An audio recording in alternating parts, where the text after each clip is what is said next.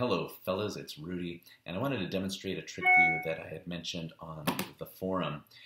I incorrectly titled it The Five Senses, which is in the book, but that's not the effect that I was talking about. The actual one that I was trying to point out to you fellas was Super Telepathy for Skeptics on page 203. Again, this is from Thinking the Impossible by Ramon Rioboo. Great little trick. So, it's going to be difficult to demonstrate here without a spectator, but essentially what you're going to do is fan the cards out and have the spectator reach in and take a little clump of cards, 5, 10, 15 cards or so. Any more than that, and it's going to get kind of long.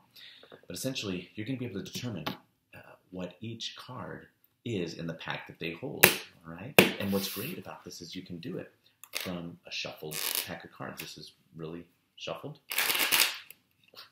If I could shuffle it. That was a false shuffle. That was a real shuffle, and they can even cut the pack, okay?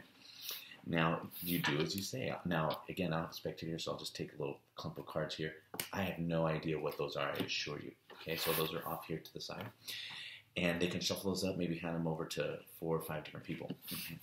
Now, for you fellas, I could say, tongue-in-cheek, that I'm going to go through and I could go through and do sort of like the epitome location and determine what maybe one of those cards are, but I couldn't determine the whole pack from doing that.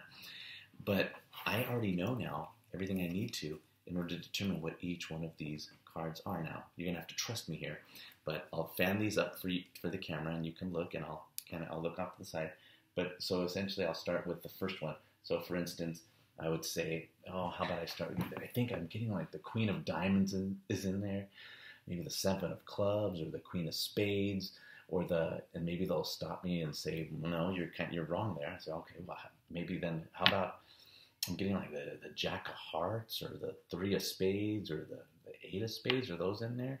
Maybe like the 6 of Hearts, so on and so forth. And you go on and rattle off all of the cards that they have in their hand. That's really the effect. If as I'm rattling off the names of those cards, some of you are already going, oh, I know what he's doing.